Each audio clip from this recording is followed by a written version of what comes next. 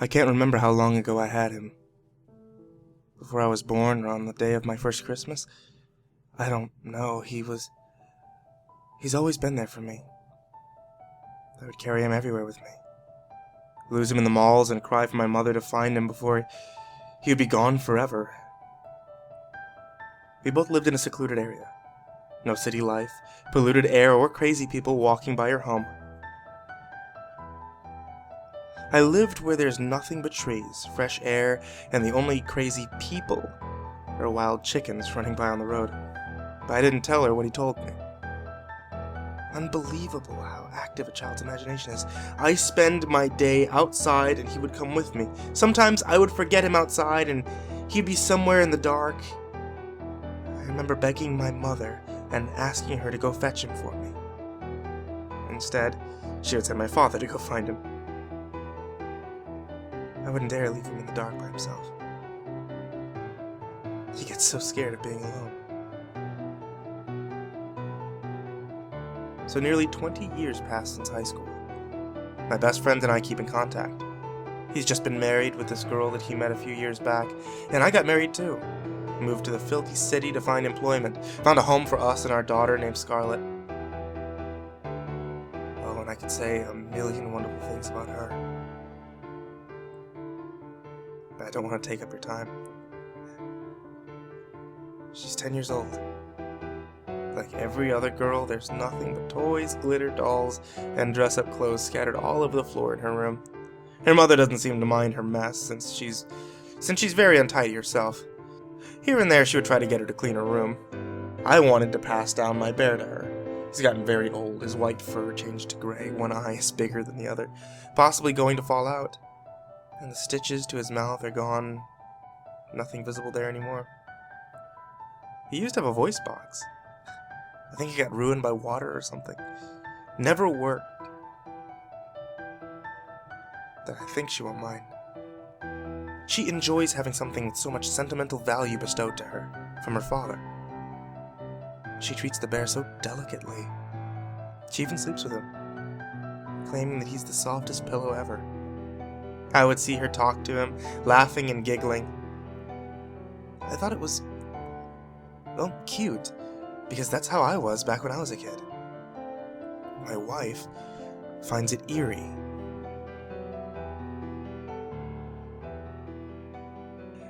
Spring turned to winter, and I noticed a change in my wife. Once she was this lively, beautiful being, and then she started to get colder, lifeless. She used to light up the room when she walked in, but now she tries to slither her way out, avoiding her own family.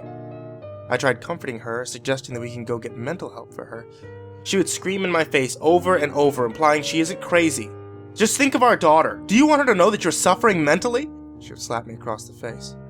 Don't you dare diagnose me as crazy, you worthless Before she could say anything more, I pushed her against the wall. As she tried to wiggle herself out, Dad? I let go. Staring blankly into her mother's eyes, I slowly started turning my head towards Scarlett. Don't hurt her, she whispered, afraid that she would make any more noise. Her mother spun herself around and took off downstairs. She left me with our terrified daughter, leaving without anything comforting to say.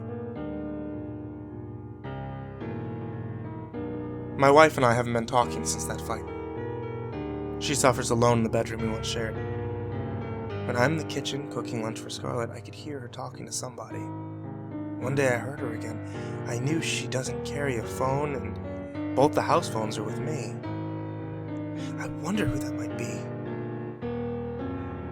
An affair. I hope, I sarcastically thought to myself as I was making a snack for Scarlett. Daddy, where's my bear? Scarlett said. I lost him a while ago and I can't seem to find him.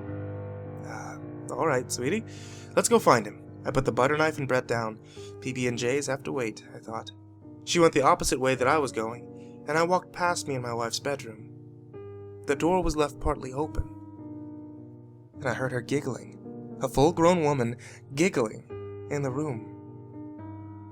by herself. It's odd. I peeked inside and saw she was talking to the bear.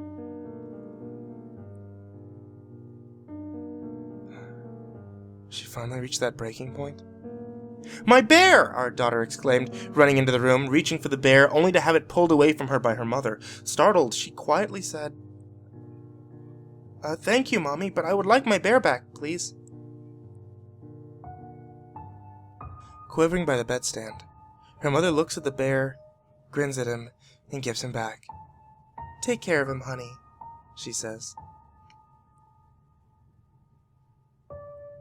Scarlet ran out of the room. I stood at the doorway. You know, after what I'd just seen and heard, I do think you need psychiatric help. Then I quietly closed the door. From on the other side of the door, a vase smashed against it.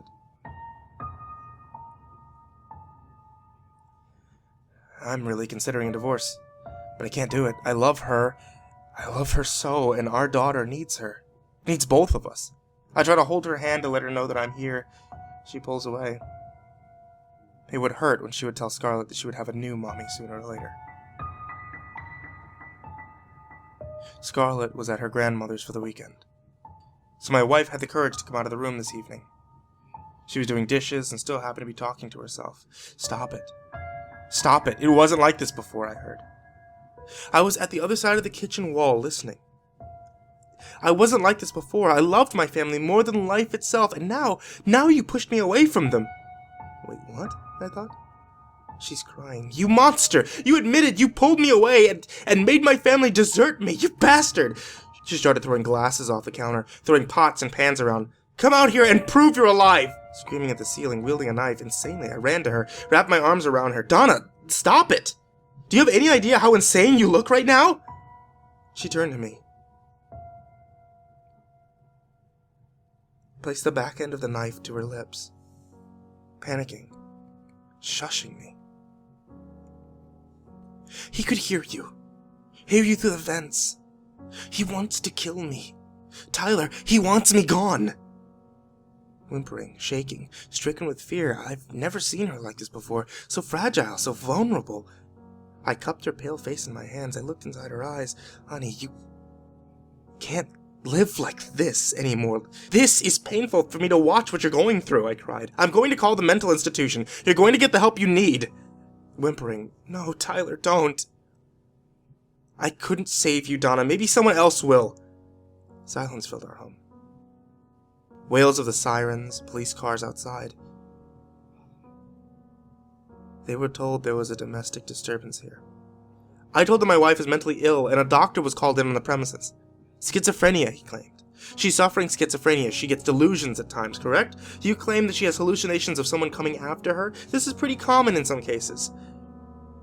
Angered, she begged, "Don't listen to him, Tyler. This doctor is shitting out lies and you're eating it. I'm telling the truth. Someone is trying to kill me and he's coming after you and Scarlet too." I shot back, "Who is? Huh? Who did we piss off so badly he's literally going to kill us?" Stunned, she replied, I can't tell you. He'll hear me." Looking over the ceiling, I hesitated. "Please help her," I begged. The doctor nodded, and the policeman put her in handcuffs. "No, Tyler, you guys are in danger. Burn him. Burn him while you can." Kicking and screaming, her anger descended into tears and cries. My beautiful wife, the love of my life, slipped through my fingers, and down to her own personal hell. I didn't want her to go, but I didn't know how to help her. What should I tell Scarlet? Will God be my wife's savior? Or I couldn't be. So many questions, just so many left unanswered. Scarlet knew that her mom needed help. Never bothers mentioning her. She doesn't want to believe that her mom's mind is sick. Possibly, it might make her break down into tears. She would talk to the bear at times, just not happy talk anymore. Summer rolled in. Scarlet took up drawing. She draws more often now. She prefers to be alone, though. I'd really love to see her work, but she never shows me what she's drawing. Solitude. It's now learned at a young age. One day I answered a phone call at work. Is this the father of Scarlet Pollock? Yes, speaking. Yes, good. Well, something's happened in gym today, and we would really like to talk to you about a certain subject, and a social worker will be involved in this. A social worker? What the hell happened? Please, Mr. Pollock, it is best if you're present. We'll be expecting you in a bit. Click. And the dial tone rings. Just left hanging with that feeling anything could happen. And it won't end so well. I barged into the office door. Where's Scarlet? My voice risen. Startled, the secretary points the direction where my daughter is. I knocked at the open door. I'm Scarlet's father, and could I ask why social workers are involved when I'm doing everything I can to take care of her? Agitated. No, irritated that these scums are accusing me of neglect, I stood there motionless, waiting for a response. Well, Mr. Pollock, since you do have confidence in greater parenting skills, the principal said, why does her entire back and behind her legs look like she has 50 lashes? She stood up. Scarlet spun around and I could see the blood seeping through her white gym shirt. She lifted the shirt halfway up. My poor little girl. There was nothing but dark. Straight wounds running up and down, horizontal too, all along her back and behind her legs. A little infection is starting inside of some of the wounds.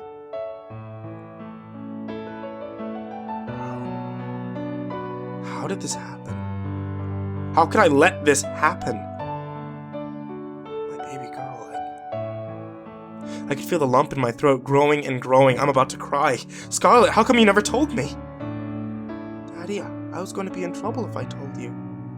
Honey, without telling me, I would have had no idea what's going on. Right now, you were hurt. You didn't tell me. I interrupted her. She was holding back her tears. The social worker spoke. Mr. Pollock, do not be oblivious to your own actions. We will place her with your mother for now until the court will decide if she would be safe in your mother's care permanently or safer in foster care. Is this really happening?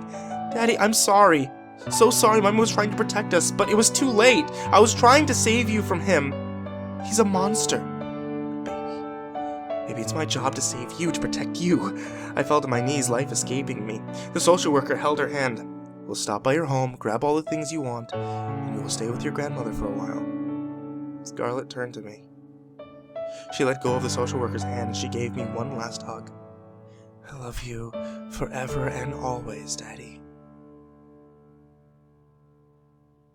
And she faded away from my vision.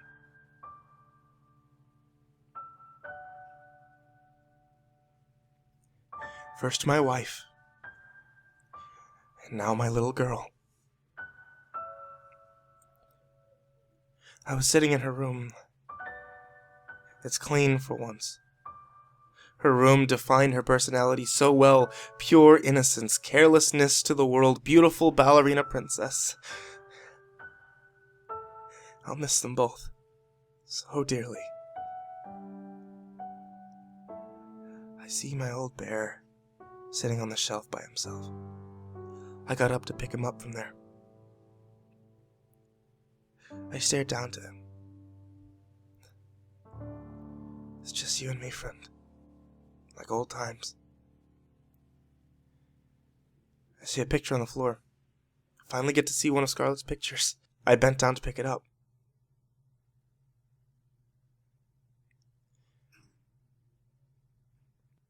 The picture shows her in the bed crying. And the bear was on the ceiling. But he isn't just on the ceiling, he was hanging off of it. 6 black legs were drawn attached to him, and the bear's mouth was open, with 2 fang-like things drooling out of his mouth like an ant would look like. Scarlet drew a giant ant living inside of my bear.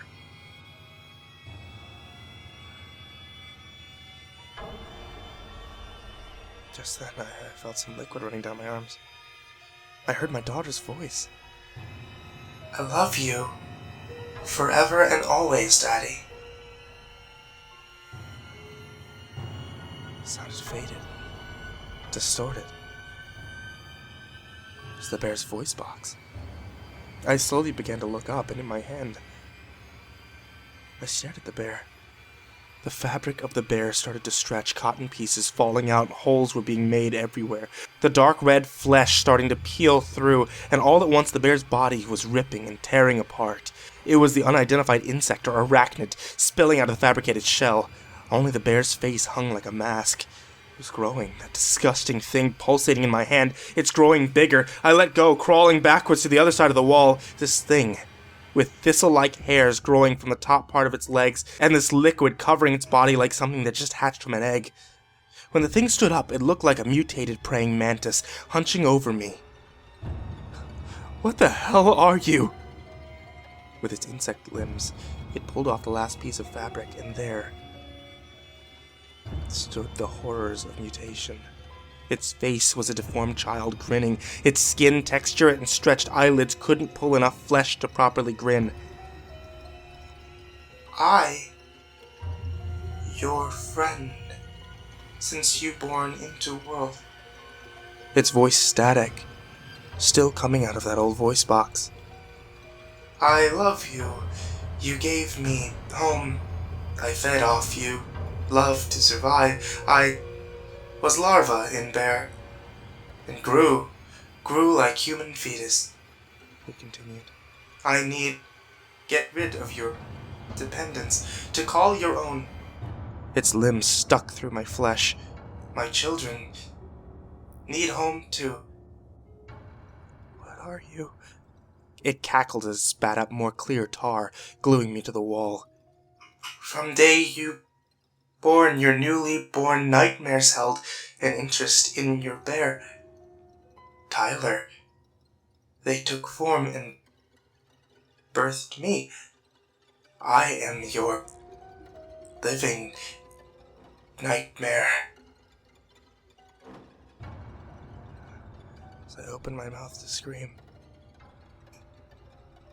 I felt her larvas being stuffed down my throat.